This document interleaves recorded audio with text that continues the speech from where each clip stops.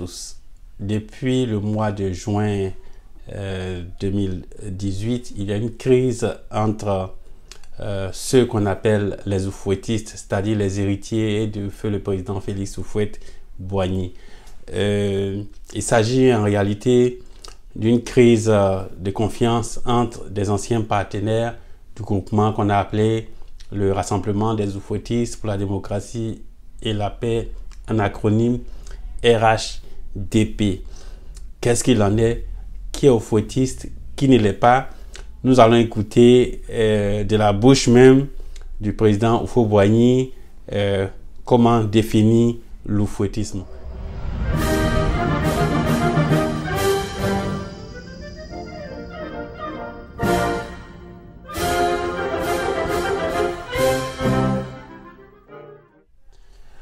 Alors, comme je le disais dans mon introduction, le président Houphouët-Boigny lui-même a eu l'opportunité de prédéfinir ce que lui-même il entendait par oufouettisme, et donc nous allons l'écouter lui-même. Comme le disent les anglo-saxons, get the truth from the horse's mouth, ce qui veut dire obtenir la vérité de la bouche du cheval. Cela s'entend obtenir la vérité de la meilleure des sources possibles. On écoute le président Houphouët-Boigny. Voyez-vous, je n'ai jamais parlé de fouettisme. Je fais ce que je puis pour servir mon pays en rassemblant toutes ces 60 tribus, en les engageant à un développement harmonieux, en donnant la chance égale à nos cultivateurs, qu'ils soient à la côte, qu'ils soient dans le nord, à l'ouest ou à l'est. Ils ont le même prix pour leur travail. Qu'il s'agit de café, de cacao, de coton, d'EVA, les graines de palme, c'est le même prix. L'État se chargeant d'assurer le transport. Comme nous donnons une chance égale à nos enfants, quelles que soient les couches sociales auxquelles ils appartiennent, du primaire à l'université, l'enseignement gratuit pour les meilleurs. Comme on a entendu, le président Houphouët-Boigny a d'abord abordé le thème qu'on pourrait appeler l'équité de tous les Ivoiriens devant les services de l'État. Il s'agit de l'État de pouvoir équitablement rémunérer nos parents paysans selon les différentes spéculations à un prix équitable, indifféremment de la zone géographique ou de la région dans laquelle se trouvent les populations. En second point, le président Houphouët a parlé de l'égalité des enfants du pays devant les prestations de l'État. J'en suis moi-même le fruit de l'équité dans les prestations de l'État. Élève dans un petit village reculé à la frontière ghanéenne de la Côte d'Ivoire, je me suis retrouvé par le biais des orientations en entrant en 6e, élève au lycée scientifique de Yamoussoukro, le lycée d'élite de l'époque. On nous appelait les chouchous d'Houphouët. Et donc, moi qui m'attendais à faire mon collège dans un CEG local, je me retrouve dans la prestigieuse école, le lycée des garçons, appelé lycée scientifique de Yamoussoukro, où j'ai fait mon cycle secondaire. Je n'avais ni connaissance ni relation qui puisse me permettre d'accéder à ce lycée-là. Mais grâce à la politique d'équité de feu le président Houphouët-Boigny, j'ai pu fréquenter ce lycée, et je rends grâce au président Houphouët pour cela. Et je dois préciser qu'à l'époque, il n'y avait pas d'ethnie quand on se retrouvait au lycée. L'appel nominatif des élèves se faisait les premières semaines, et puis après les premiers devoirs, c'était fini. on se collait des sobriquets, on avait des Socrates selon les compétences en français, on avait des Pythagore selon les compétences en mathématiques, on avait des ampères, des watts, et donc on se collait des sobriquets de sorte que les ethnies étaient oubliées. Tout ce qui comptait, c'était des frères ivoiriens et même étrangers, parce qu'on avait des élèves étrangers de la sous-région, mais qui bénéficiaient des mêmes faveurs que nous. Donc, au temps d'Houphouët, c'était véritablement la nation, c'est-à-dire l'égalité de tous devant l'État. Voilà. C'était un peu pour illustrer la notion d'équité des paysans et d'égalité de tous les enfants du pays face aux prestations de l'État. On va écouter maintenant le deuxième point du président Houphouët-Boigny, point relatif à la solidarité et surtout l'aide aux chômeurs. Nous pratiquons la solidarité entre nous. Je vais citer un cas dans cette détresse pour nos chômeurs, que les fonctionnaires entraînant avec eux les Ivoiriens du secteur privé et d'autres étrangers à leur suite consentent, malgré leurs revenus diminués, 1/100 de ces revenus diminués pour venir en aide à leurs frères frappés par le chômage et à leurs jeunes frères dans l'attente sortis des universités, mais dans l'attente d'un emploi. La solidarité est effective, ce n'est pas un vain mot chez nous. Sur ce point de la solidarité et de l'aide aux chômeurs, le président Houphouët-Boigny, à l'époque, avait institué une taxe sur les salaires, une taxe qu'on appelait la taxe de la solidarité nationale, qui était de 1% du salaire de tous les travailleurs.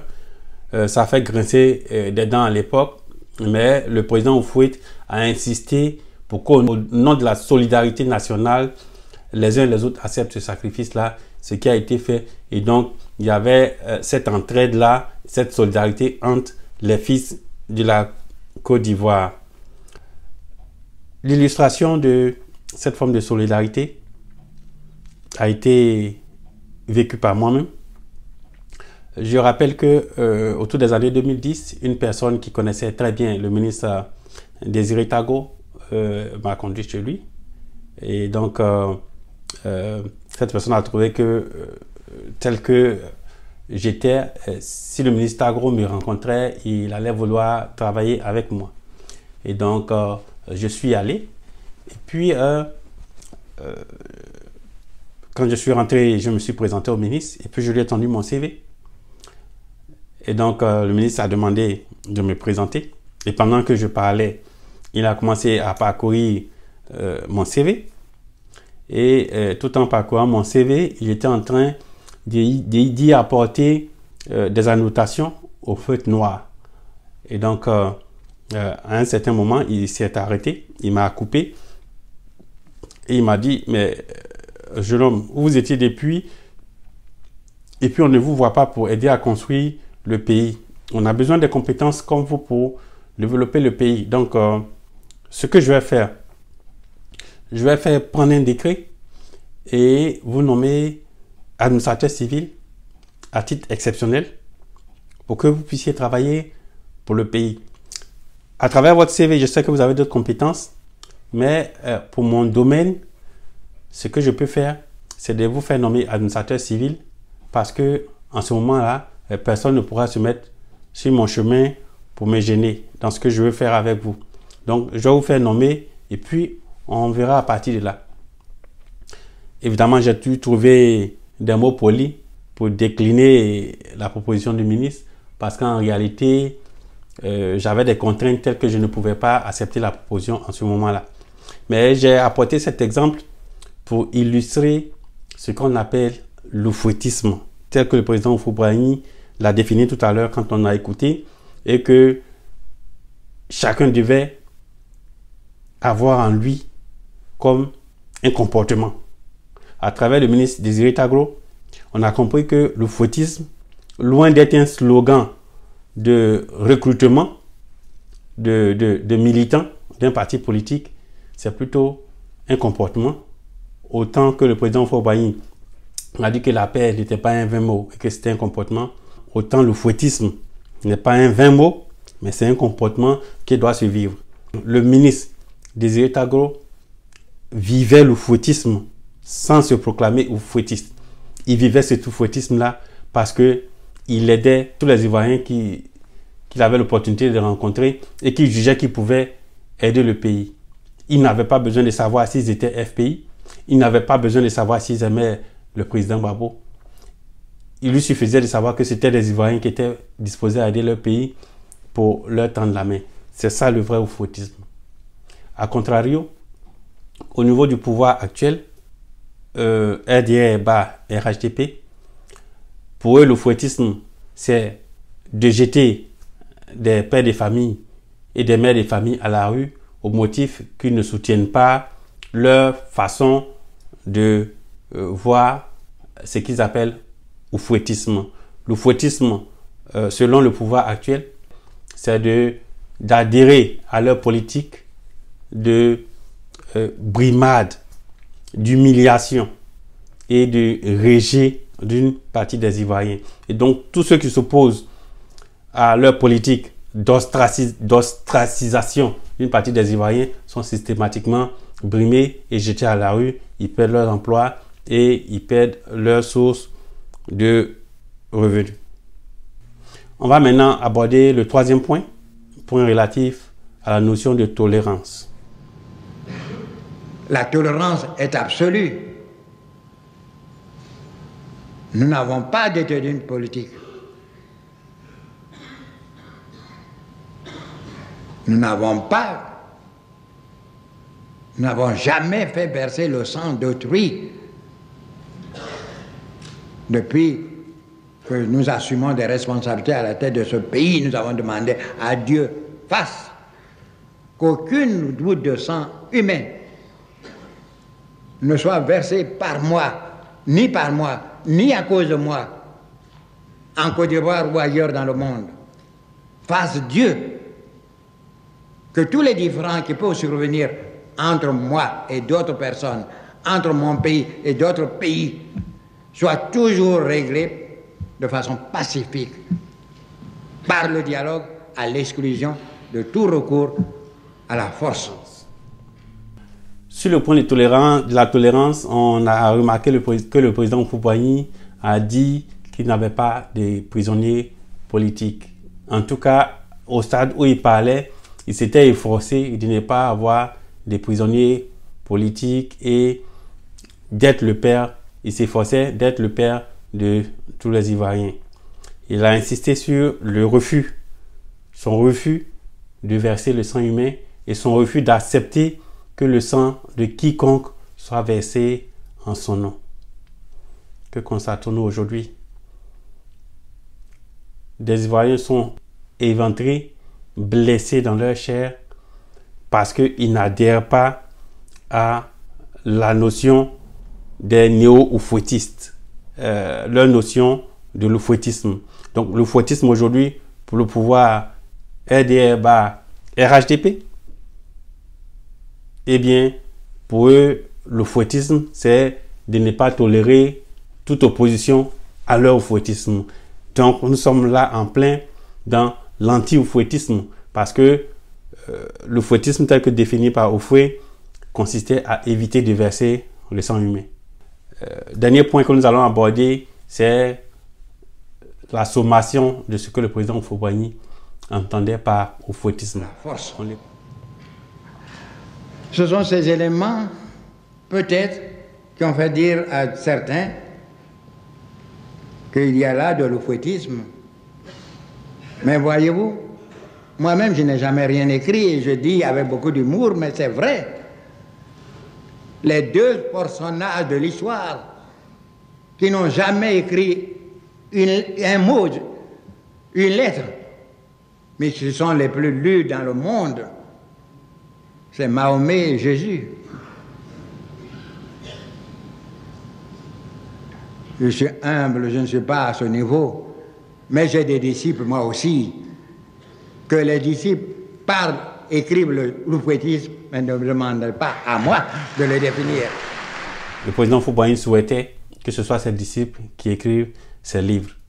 Mais comme on l'a constaté, l'écriture de ces livres-là est basée sur la définition qu'il venait de donner de ce qu'il entendait par l'oufouettisme. Du moins, l'entendement qu'il avait de l'oufouettisme selon ce qu'il pratiquait, qui devait être résumé en oufouettisme. Qu'en est-il aujourd'hui de ceux qui se disent oufouettistes par rapport à ce que le président Houphouët-Boigny a défini comme oufouettisme? Après avoir écouté le président Houphouët-Boigny lui-même et après avoir analysé l'environnement sociopolitique actuel de la Côte d'Ivoire avec les violations des droits humains, avec les brimades, avec les mises au chômage, avec l'épandage des sangs humains, avec les emprisonnements, eh bien, il vous appartient de juger si vraiment ce que le pouvoir RDR pratique aujourd'hui peut s'appeler oufouettisme. Avant de vous laisser, je vais vous demander et prier que cette vidéo soit aussi l'opportunité pour vous de rendre hommage à un oufouettiste anonyme, quelqu'un qui vous a fait du bien, sans calcul, sans intérêt, sans demander votre ethnie, sans demander votre religion, mais quelqu'un qui, par amour du prochain, comme l'entendait le président Houphouët-Boigny, et donc quelqu'un qui, par amour du prochain, vous a aidé, qui vous a rendu service.